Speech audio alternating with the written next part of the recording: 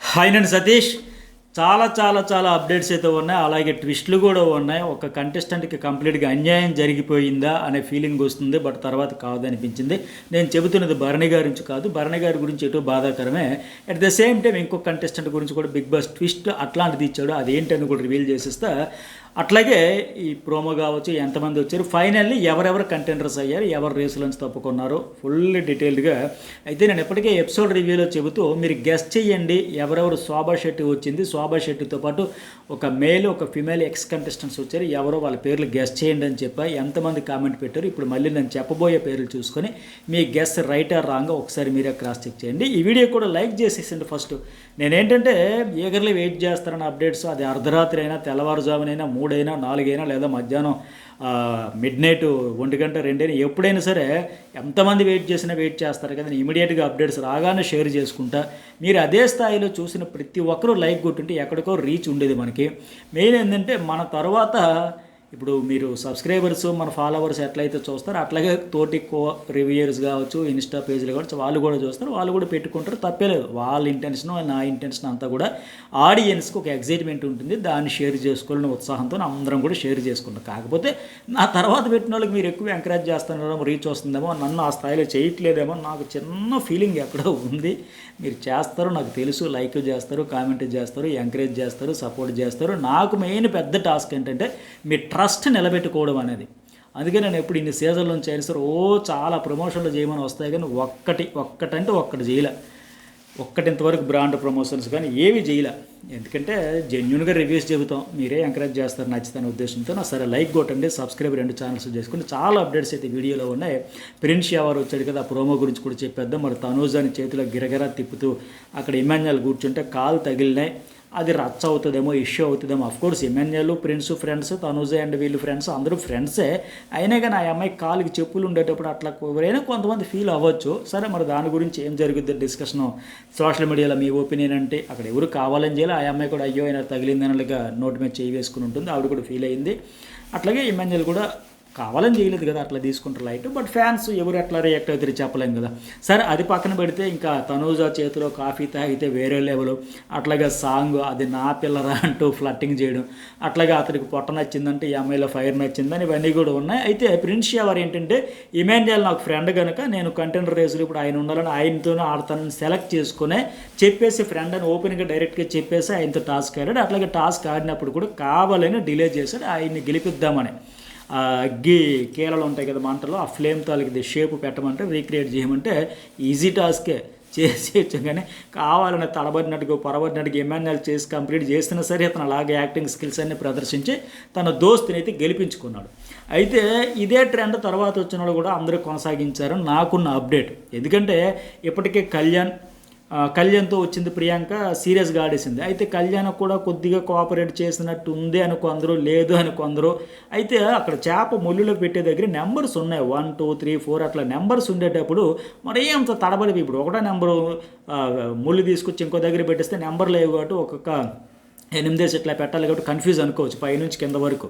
But క్లియర్గా numbers ఉండేటప్పుడు అంత కన్ఫ్యూజ్ ఉండదు కదా. సో ఆవిడ కూడా కావాలని సరే మనం ఏముంది గెలిచినా ఓడినా పెద్ద ఫరక్ పడదు కదా, సపోర్ట్ చేద్దామని చేసిందని అది 50-50 అన్నట్టు అయిపోయింది. కొద్దిగా ఒక ఎడ్జ్లో 55% అయితే సపోర్ట్ చేసింది అన్నట్టుగా ఉంది.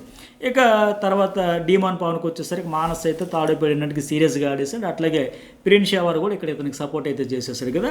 గౌతమ్ చేతిలో నిజంగా బార్నీ కూడా బ్యాడ్ లెక్క, ఆయన కూడా డూ ఆర్ డై అన్నట్టుగా ఆడేశారు, ఇద్దరు సీరియస్గా ఆడేశారు. అట్లాగే ప్రేరణ చేతిలో తనూజ కూడా టఫ్ ఫైట్ ఇచ్చింది, ఇంకా బాగా కష్టపడి ఆడింది.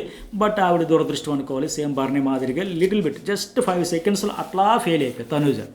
అట్లాగే హారిక పాపం చాలా అవకాశాలు ఇచ్చింది సుమన్ శెట్టికి, ఎంత రకాలుగంటే ఆయన గెలిపించడానికే నేను వచ్చాను అన్నట్టుగా కంప్లీట్గా ఆగిపోయింది కూడా టాస్క్ ఆడకుండా. అయినా సరే ఆయన దురదృష్టం, 3 ఛాన్సులు ఇచ్చినా ఆయనే వినియోగించుకోలేకపోయినా టాస్క్ కూడా అట్లాడదు, ఆయన దురదృష్టం అనుకోవాలి. అట్లాగే ఇక మిగిలింది ఎవరు, రీతు చౌదరి, దివ్య, సంజన మిగిలారు కదా. ఆ ముగ్గురు కోసం వాస్తవానికి అయితే ముగ్గురు పంపించాలి ఎక్స్ కంటెస్టెంట్స్ని. కానీ బిగ్ బాస్ ఏం చేశాడు, ఒకరికి అన్యాయం చేసేసాడేమో అనుకోకండి, ఎందుకంటే ఇద్దరే వచ్చారు. నేను ఇంతకు ముందు చెప్పినట్టుగా ఒక శోభా శెట్టితో పాటు ఒక మేలు ఒక ఫీమేల్ అన్నా కదా, లేదు ఒక మేల్ కంటెస్టెంట్ వచ్చారు. మొత్తానికి శోభా శెట్టితో పాటు సోహెల్ వాళ్ళిద్దరే వచ్చారు. సీజన్ 7 ఒకరు, సీజన్ 4 ఒకరు. ఇద్దరు టాప్, ఆయన టాప్ 5, ఆమె సూపర్ 6 అంటే 6వ ప్లేస్లో వెళ్ళిపోయింది కదా. అయితే సరే ఇక్కడ ట్విస్ట్ ఏంటంటే మరి ఏంటి ఇద్దరే వచ్చారంటే ఇద్దరినే చూజ్ చేసుకుంటారా, మూడో పర్సన్ ఇంకొక పర్సన్ వదిలేస్తారా, ఎవరా దురదృష్టవంతులు? ఇప్పుడు రీతు చౌదరి, సంజన, దివ్య ఉన్నారు కదా, మరి శోభ, సోహెల్ ఆ ముగ్గురులో ఇద్దరిని సెలెక్ట్ చేసుకుంటే ఒకరు ఉండిపోతారు కదా, ఒకరికి అన్యాయం జరిగినట్టుగా ఆయన ఒక ఫీలింగ్ వస్తుంది, చిన్న బాధ వేస్తుంది. బట్ ఇక్కడే ట్విస్ట్ అయితే ఇచ్చాడు బిగ్ బాస్. ఈ వచ్చిన ఇద్దరే 3 టాస్కులు ఆడి ఆ ముగ్గురిని సెలెక్ట్ చేసుకొని అంటే అందరికీ ఈక్వల్ ఆపర్చునిటీస్ ఇచ్చేసాడు, నో డౌట్. అట్లా అందరికీ సమన్యాయం అయితే చేసేస్తాడు. వాళ్ళు వచ్చిన వాళ్ళు శోభా శెట్టి ఒకరితో ఆడితే సోహెల్ అయితే ఇద్దరితో ఆడాడంట. మరి ఎవరు ఆడారు, ఎట్లా ఆడారు కూడా చెప్పే ముందు ఇక్కడ నిజంగా దురదృష్టం ఎవరిదంటే గౌతమ్తో ఆడిన భరణి ఇదే అని చెప్పాలి.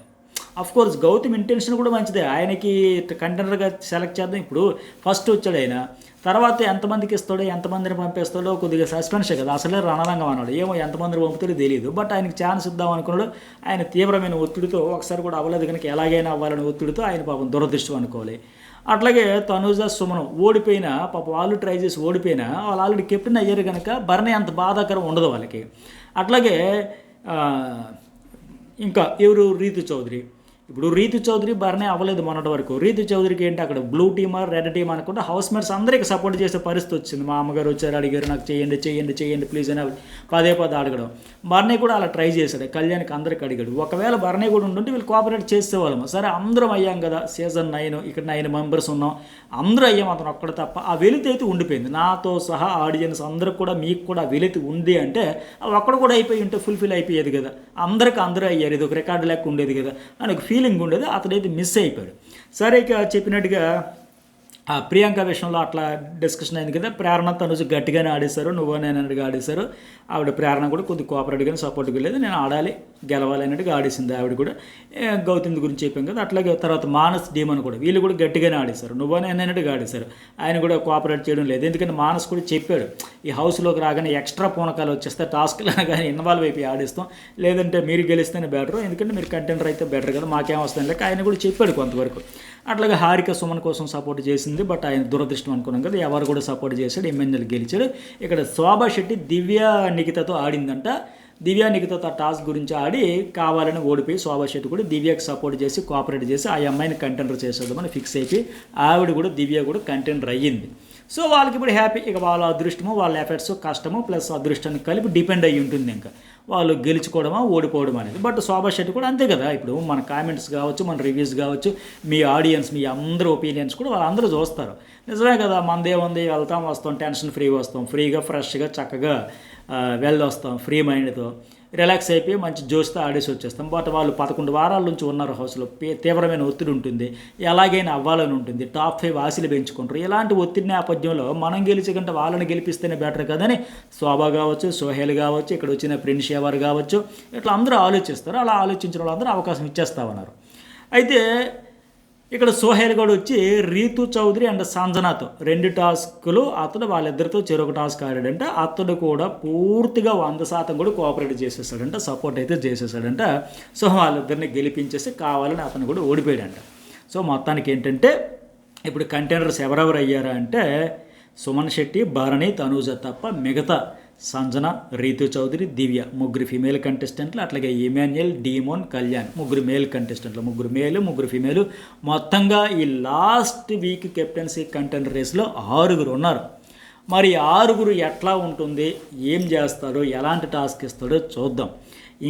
ఎందుకంటే ఇక్కడ ఒక ట్విస్ట్ అయితే ఉండబోతుంది టాస్క్ తర్వాత ఎవరి కెప్టెన్ అయినా, దాని గురించి చెప్పే ముందు ఇంకా కొన్ని అప్డేట్స్ ఏంటంటే ఈ సోహెల్ వచ్చేటప్పుడు బిగ్ బాస్ కాఫీ పౌడర్ పాలేమని పంపిస్తే the great captain Rithu Chowdary కూడా దొంగతనం చేసిందంటే కెప్టెన్ ఎవరు ఇలాంటి జరగకుండా చూడాలి, కానీ ఆవిడే దొంగతనం చేస్తే అట్లా తనుజ ప్లస్ ఆవిడ కలిపి అవి దాచేస్తే బిగ్ బాస్ అడిగాడండి సోహెల్ కాఫీ కావాలంటే, అవును బిగ్ బాస్ కావాలి బిగ్ బాస్ అని చాలా ఖుషీగా హ్యాపీగా ఫీల్ అయితే ఆ సీజన్లో కూడా చికెన్ మటన్ అని గెంతులేసేవాడు కదా, అదొక ట్రెండ్ అయిపోయింది.